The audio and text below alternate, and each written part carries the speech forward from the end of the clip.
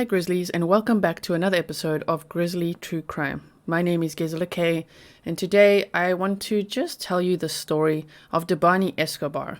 This is a story that I was hoping to cover as a missing persons case to see if there's anything that we can do to help, to, as always, share information in bringing her home safely. But sadly, when I woke up this morning, I saw this news that her body has been found inside a water tank. Now, no one has been arrested in her murder, and yes, this has been deemed a homicide, and at this point it would be useful to share because I don't know how many people have heard of this story, in case we can help to fight for her justice. With any missing persons case that I cover, the first fight is to see how much can we help, to share information in case anyone comes across it on a YouTube video and says, you know what, I was actually in the area at the time, I might have footage, or I might have seen this person. That's the first goal. Of course, man, I really wish there was a case where someone could just be brought home safely. I know there are such cases, but they are so few and far between. Unfortunately, this is usually the outcome, and it's very, very sad. I was really hoping that she would be found alive and well and returned to her family. And then, of course, once they are found, the second fight becomes, okay, now we are going to help the family fight for justice, even by not letting the story just disappear. You know, as the person disappeared, just let the story disappear, and no one even knows about this.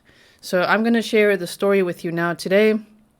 It's not in my usual deep dive style. I just want to share this comprehensive article with you from the Daily Mail, which I'll link below as well so that you can read it yourself. Just so that we know what the story is actually about. So, of course, the summary is that Debahni Escobar was seen walking into the Nueva Castilla motel in Escobedo, Mexico on the morning of April 9th. Investigators shared footage with Nuevo Leon Governor Samuel Garcia and the 18-year-old's parents during a meeting Sunday. So yes, she was only 18 years old, and this photo you see on the right-hand side is the last photo of her seen alive, and we'll get into that now. The law student's body was found inside a water tank on the grounds of the motel last Thursday. Her death was caused by, of course, trigger warning, this content is for adults only. Her death was caused by a contusion to the skull, Nuevo Leon State Attorney General Gustavo Guerrero said Friday. No arrests have been made in connection to Escobar's murder. The missing Mexican teen, whose body was found inside a water tank near a motel, entered the roadside inn by herself, officials revealed Sunday. Debahni Escobar, 18, was spotted walking into the Nueva Castilla motel in Escobedo the morning of April 9th as investigators with the Nuevo Leon State Attorney General were reviewing footage surrounding her mysterious disappearance. And when I first learned about this case, her disappearance was very mysterious. The prosecutor Gustavo Guerrero and his team showed us a series of evidence, especially some videos, in which we see that Debahni entered the property alone and that she spent a few minutes in the property, said Nuevo Leon Governor Samuel Garcia, without specifying which area on the motel's grounds she was seen. Garcia met with and Escobar's devastated parents to update them on the hunt for their daughter's killer. It's difficult for me, for my wife, but somehow we are calm that we are able to find her, bury her. We know where to put a flower, where to mourn her, but many people do not have that, said her heartbroken father, Mario Escobar. We are not going to stop. We are going to help people. We are going to tell their story. I always find it amazing how families of victims of crime take that pain and really, so often make it something beautiful where they decide they're also going to help other families. They're going to share their stories, as we saw with Gabby Petito's parents, as we see with Daniel Robinson's father, who's actually still looking for his son. I mean, it's almost a year later, but it's amazing to see these families actually share other people's stories. Of course, we've got Naomi Irion's family also sharing other missing persons cases. I think that's really amazing that they do that. Here they say Debahni Escobar was photographed by a rideshare app driver, identified as 47-year-old Jesus Nuevo Leon, Mexico, the morning of April 9th, after she decided to get out of the car following an alleged argument. So this was her, 18 years old. She went out to party with 2 girlfriends April 8th in Escobar, Mexico, before she was reported missing after failing to return home. She was found inside a water tank on the grounds of a motel last Thursday. Forensic workers carry out a search following the discovery of Debanhi Escobar's body inside a water tank on the grounds of the Nueva Castilla motel. You can also go watch the videos, of course, with the link that I've shared below. Escobar disappeared after going to a party with 2 girlfriends in Escobedo on April 8th.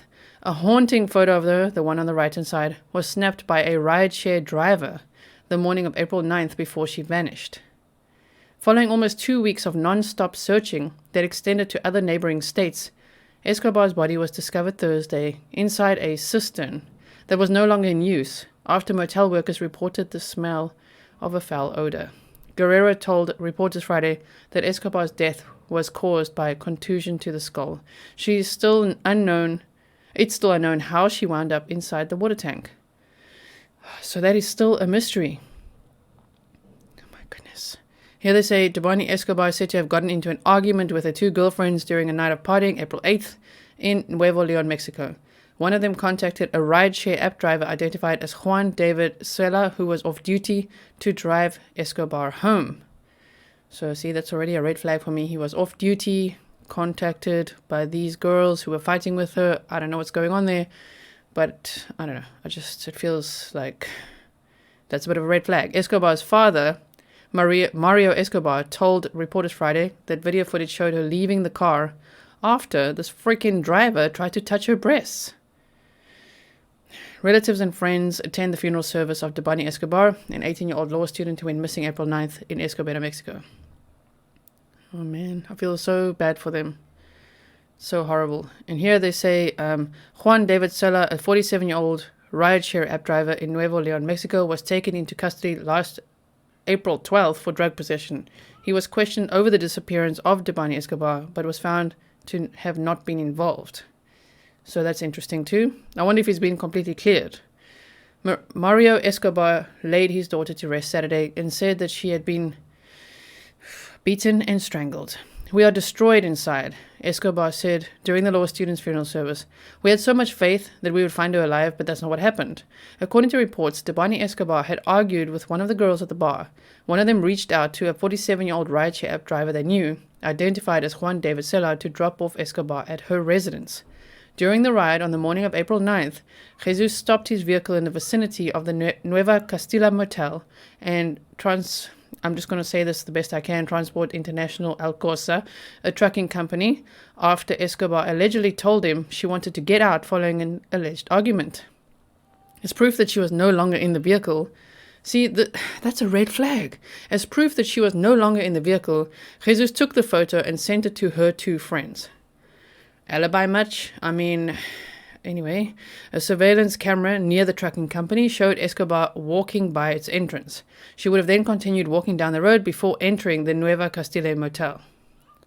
This is, of course, the motel. Security forces work at a crime scene at the Nueva Castilla motel where the body of Debanhi Escobar was found Thursday.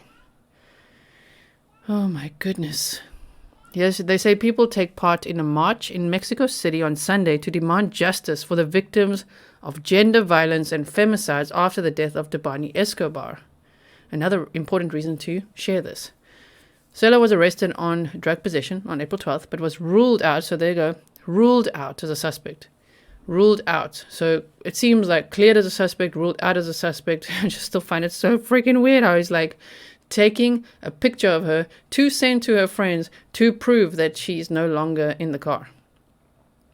So what if he's cleared, what are his connections? That would be my next question. However, Mario Escobar accused Sela of having played a role. There you go. He's played a role, his daughter having gone missing after video showed the driver attempting to put his hands over Debanhi Escobar's breasts. There is a video where the taxi driver extends his hand to my daughter's breast, and from there I suppose that my daughter could not stand the harassment, Mario Escobar said. But the prosecutor says there's no crime to prosecute. I accuse Juan David Sela of detonating all of this. Oh my word. So that is all we know so far. That is the story of Debanhi Escobar. And I just find it so sad that an 18-year-old law student was beaten and strangled and somehow ended up in a water tank at a motel. I mean, if you could please share this episode. And they haven't said that there's any official hashtag, not from what I can see, but let's at least say, let's make one then, right? I know there's a lot of justice for, and then the names of victims, and people have come forward to say, a lot of you Grizzlies, like suggesting hashtags, like, you know, come up with some if you want to, especially on Twitter, and then I'll retweet them. But if we could say justice for and then type her name out, Debanhi Escobar, that could also be great.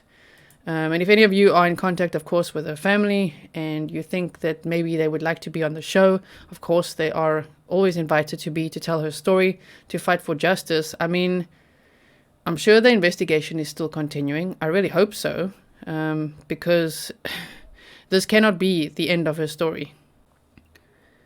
Thank you so much for watching. Now at the end, I'm just going to play some music, and it's sort of like a moment of silence, even though I know there's music, for Debanhi Escobar. We are so, so sorry for what happened to you. We send our greatest and most sincere condolences to her family. This is horrendous, and we truly hope that there will be justice for Debanhi Escobar.